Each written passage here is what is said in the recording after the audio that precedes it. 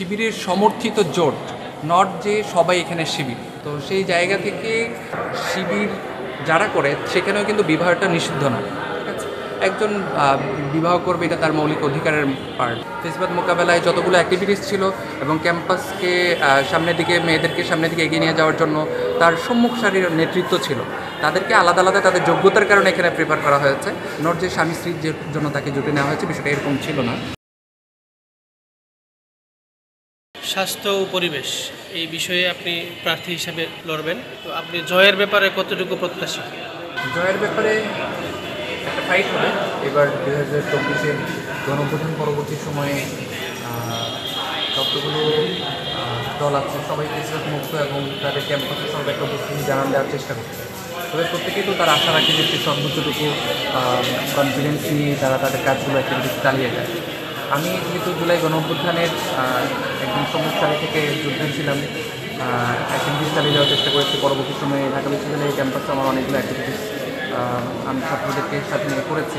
তো সেই জায়গা থেকে আমি আশাবাদী যে আমার চারপাশে ভোটারদের যে পরিমাণ রেসপন্স এবং এট দ্য সেম টাইম যেই শক্তিশালী আমরা একটা জোটে একত্রিত হয়েছে, এই জোট এখনও পর্যন্ত ঢাকা বিশ্ববিদ্যালয়ে যতগুলো জোট ঘোষণা হয়েছে তার মধ্যে সবচেয়ে বেশি সারা জায়গা নিয়ে চারপাশে ঢাকা বিশ্ববিদ্যালয়ের ভিতরে বাহিরে প্রত্যেকটা ছাত্র ছাত্রীর কাছে এই জোটের ব্যাপারে অনেক বেশি আশার জায়গা নিয়ে আমরা একটা রেসপন্স পেয়েছি। সেই জায়গা থেকে আমরা আশা করতেই পারি তাহলে এই জোট দল মত নির্বিশেষে প্রত্যেকটা পদেই অনেক বেশি ভালো করবে। আপনাদের প্যানেলে অর্থাৎ শিবির সমর্থিত যে প্যানেল আছে সেই প্যানেলে আমরা দেখতে পাচ্ছি যে এবার চাকমা সম্প্রদায়ের প্রতিনিধি আছে। এই বিষয়ে আপনার কাছ থেকে জানতে চাচ্ছি। ছাত্র শিবিরকে ধন্যবাদ জানাই। আমি একটা সময় ছাত্র শিবিরের সাথে সম্পৃক্ত ছিলাম। ছাত্র শিবির এতটা ইনক্লুসিভ একটা জোট করেছে, যেটা এই যে পরমত সহিষ্ণুতা বা হচ্ছে রাজনৈতিক যে সহাবস্থান, আমরা বিগত সময়গুলোতে যেরকম রাজনৈতিক বৈরিতা দেখে এসেছে, রাজনৈতিক মারামারি হানাহানি সংঘর্ষ দেখে এসেছে, তার ঊর্ধ্বে উঠে এমন একটা এক্সাম্পল ছাত্র শিবির তৈরি করেছে যেখানে শুধুমাত্র ছাত্র শিবির পরিচয় না, যারা ছাত্রদের জন্য কাজ করতে ইচ্ছুক এবং তাদের সেই ক্রেডিবিলিটির জায়গাটুকু আছে, তাদের সবাইকেই তারা সেখানে যুক্ত করার চেষ্টা করছে। আপনারা দেখেছেন সেখানে ছাত্র শিবিরের জোটের সাথে অনেকগুলো মেয়ে যুক্ত হয়েছে। আমাদের 4 জন মেয়ে ক্যান্ডিডেট আছে। সেখানে তারা এটা দেখা হয়নি যে সে ছাত্র শিবিরের সাথে সংযুক্ত কিনা, বরং সে তার পজিটিভ ওয়ার্ক আছে কিনা, ক্যাম্পাসে তার পরিচিতি আছে কিনা, ছাত্রদের কাছে গ্রহণযোগ্যতা আছে কিনা, ছাত্রদের প্রতি কাজের তার মনোযোগ বা হচ্ছে দায়বদ্ধতার জায়গাগুলো লালন করে কিনা, এই জায়গাগুলোকেই সবচেয়ে বেশি তারা গুরুত্ব দিয়েছে। সেখানে চাকমা যাকে যুক্ত করা হয়েছে সে কিন্তু ইটসেলফ ছাত্র শিবিরের একজন সবসময় সমালোচনা করে এসেছেন, গঠনমূলক সমালোচনা। আমরা এই সমালোচনাগুলোকে সবসময় অ্যাপ্রিসিয়েট করি এবং ছাত্র শিবির সেই অ্যাপ্রিসিয়েশনের জায়গা থেকেও আরও অনেক বেশি উদারতার পরিচয় দিয়েছে। সেখানে জুলাই যোদ্ধা, চোখ হারানো যোদ্ধা আছে, পিডিএফ ফিজিক্যালি চ্যালেঞ্জ ডেভেলপমেন্ট ফাউন্ডেশনের যিনি দায়িত্বে আছেন, 2 চোখই দেখতে পারেন না, অন্ধ, এরকম অন্ধকেও সেখানে জায়গা দেওয়া হয়েছে। মানে দারুণ একটা সম্মেলন করেছে, যেটা এখনও পর্যন্ত ঢাকা বিশ্ববিদ্যালয়ে যতগুলো যুদ্ধ হয়েছে এর মধ্যে সবচেয়ে সেরা একটা যুদ্ধ আর কি বলা যায়। আরেকটি বিষয় আমাদের চোখে পড়েছে যে ছাত্র শিবিরের প্যানেলে আমরা দেখতে পেয়েছি যে স্বামী স্ত্রী দুজন লড়ছেন। এই বিষয়টা কি সত্যি কিনা? আর শিবির তো আমরা জানি যে ছাত্র অবস্থায় তারা সবাই অবিবাহিত থাকে, তো এই বিষয়টা যদি আপনি ক্লিয়ার করতেন। একটা জায়গায় মনে হয় গুলাই ফেলতেছেন, সেটা হচ্ছে যে শিবিরের সমর্থিত জোট, নট যে সবাই এখানে শিবির। ঠিক আছে, তো সেই জায়গা থেকে শিবির যারা করে সেখানেও কিন্তু বিবাহটা নিষিদ্ধ না। ঠিক আছে, একজন বিবাহ করবে, এটা তার মৌলিক অধিকারের পার্ট। সে যখন নিজেকে উপযুক্ত মনে করবে সে তখন বিবাহ করবে। তো সেই জায়গা থেকে এখানে যে 2 জন স্বামী স্ত্রী কিনা এইটা কিন্তু আমাদের মুখ্য উদ্দেশ্য ছিল না, বরঞ্চ তারা 2 জনেই এক একজন নিজের জায়গা থেকে অনেক বেশি যোগ্য ক্যান্ডিডেট। যিনি হাজব্যান্ড, সেও ক্যাম্পাসে অনেক অ্যাক্টিভিটিস তারা চালিয়েছেন, অনেক শিক্ষামূলক ছাত্রবান্ধব অনেক কাজ তাই ক্যাম্পাসে রয়েছে, যার কারণে ছাত্র শিবির তাকে যোগ্য মনে করছে। অ্যাট দ্য সেম টাইম তার ওয়াইফ যিনি, সেও মেয়েদেরকে নিয়ে প্রচুর কাজ ক্যাম্পাসে। ইভেন 5ই আগস্টের আগে গণঅভ্যুত্থানেও সম্মুখ সারি একজন যোদ্ধা ছিলেন এবং 5ই আগস্টের পরেও ক্যাম্পাসকে ফেসিবাদ মোকাবেলায় যতগুলো অ্যাক্টিভিটিস ছিল এবং ক্যাম্পাসকে সামনের দিকে, মেয়েদেরকে সামনের দিকে এগিয়ে নিয়ে যাওয়ার জন্য তার সম্মুখ সারির নেতৃত্ব ছিল। তাদেরকে আলাদা আলাদা তাদের যোগ্যতার কারণে এখানে প্রেফার করা হয়েছে, নট যে স্বামী স্ত্রীর জন্য তাকে জুটে নেওয়া হয়েছে, বিষয়টা এরকম ছিল না, বাট ঘটনা সব ছিল। আরেকটি বিষয় আপনার কাছে জানতে চাই যে বাম জোট থেকে যিনি বিপি প্রার্থী হিসেবে লড়বেন, আমরা জানি যে ইমি, উনি তো একসময় শেখ হাসিনাকে বলেছিলেন যে ডাকসুর আজীবন সদস্য হবার জন্য, এই বিষয়টা আপনার কাছ থেকে জানতে চাচ্ছি। স্বাভাবিকভাবেই প্রত্যেকেই আমরা চাই যে একটা প্রতিযোগিতামূলক রাজনীতি ক্যাম্পাসে বিরাজমান থাকুক। তাদের আইডিওলজির জায়গাগুলো সবাই যার যার জায়গা থেকে প্র্যাকটিস করবে। ডানপন্থীরা তাদের যে আইডিওলজির জায়গা আছে সেটা ছাত্রদের সামনে পেশ করবে, ছাত্ররা সেটা গ্রহণ করবে কি করবে না সেটা ছাত্রদের একটা স্বাধীনতার জায়গা থাকবে। ঠিক বা আমরাও তাদের আইডিওলজি মানুষের সামনে প্রকাশ করার তাদের অধিকারের জায়গাটুকু আছে। তো সেই জায়গা থেকে এটা আমরা চাই না যে সেটা নট অনলি যে বাম সংগঠন, কোনো একটা রাজনৈতিক সংগঠনের ছত্রছায়ায় বিগত ফেসিবাদ যেই ধরনের একটি রাজনৈতিক সংগঠন নয়, বরং একটি সন্ত্রাসী সংগঠন হিসেবে আমাদের সামনে আবির্ভূত হয়েছিল, তাদেরকে মদত দিবে বা তাদেরকে ছত্রছায়া এখানে আশ্রয় দিবে, এটা আমাদের জন্য কাম্য নয়। যদি এরকমটা হয়ে থাকে, আপনি যে তথ্যটি দিয়েছেন সরাসরি এটা আমার চোখে বা নজরে আসেনি, তারপরও যদি হয়ে থাকে সেটা শুধুমাত্র বাম সংগঠনের জন্য নয়, কোনো একটি রাজনৈতিক সংগঠনের ক্ষেত্রে আমরা সেটা পজিটিভভাবে নেব না, এবং কোনো ছাত্রই পজিটিভভাবে নেবে না এই ফেসিবাদ মুক্ত বাংলাদেশ।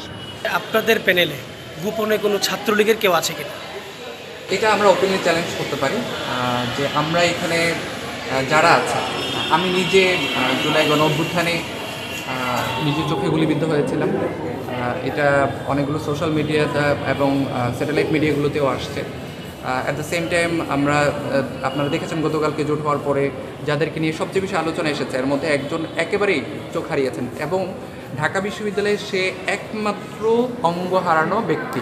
ঢাকা বিশ্ববিদ্যালয়ে কিন্তু এত মেজর আহত হয়েছে, সেকেন্ড আর কোনো শিক্ষার্থী নাই।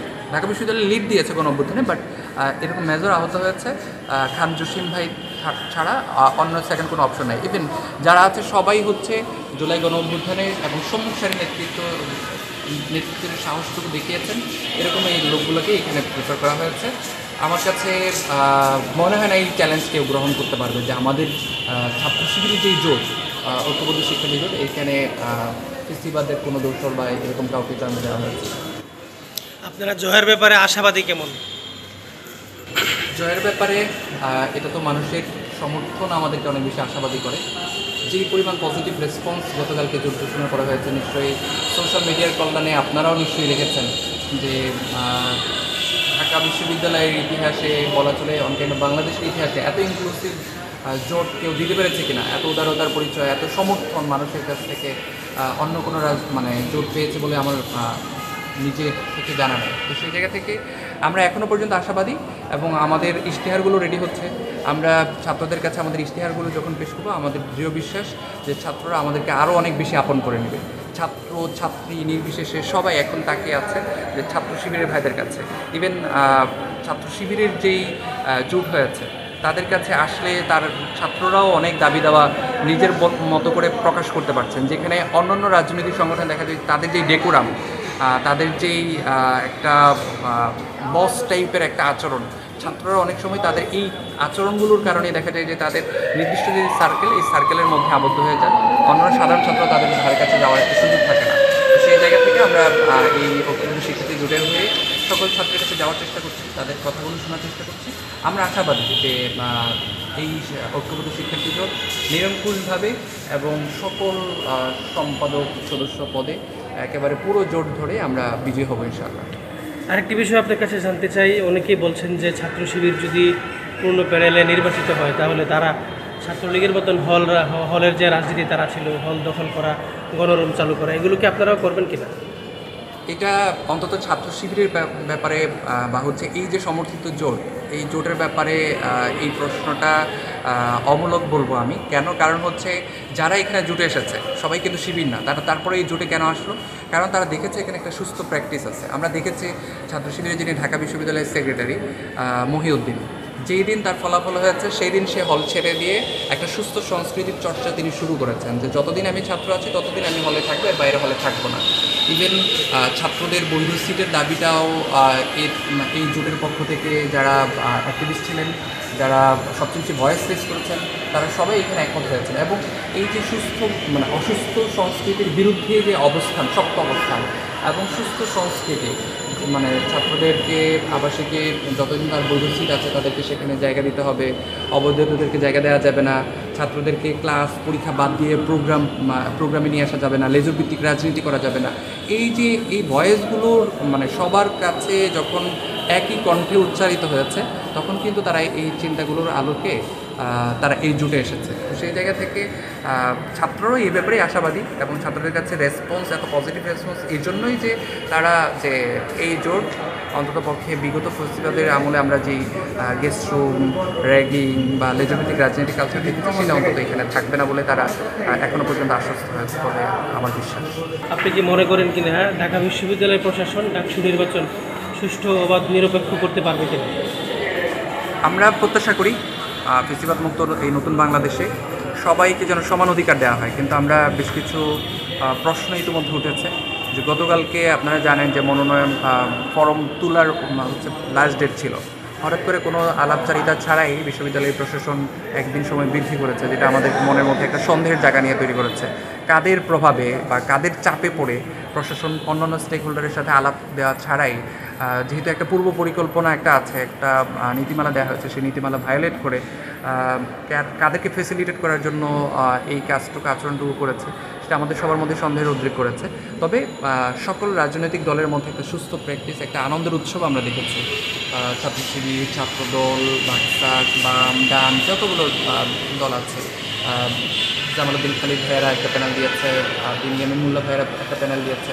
আমরা সবাই ফর্ম তুলতে যাওয়া আসা বা ক্যাম্পাসে বিচরণের ক্ষেত্রে সবাই সবার সাথে একটা সৌহার্দ্যপূর্ণ একটা বন্ধুত্বের মধ্যে সম্পর্ক দেখা হচ্ছে, সবাই সবাইকে শুভকামনা জানাচ্ছে। এই যে একটা সুস্থ সংস্কৃতি, এইটার দিকে হচ্ছে আমরা সবচেয়ে বেশি আশাবাদী।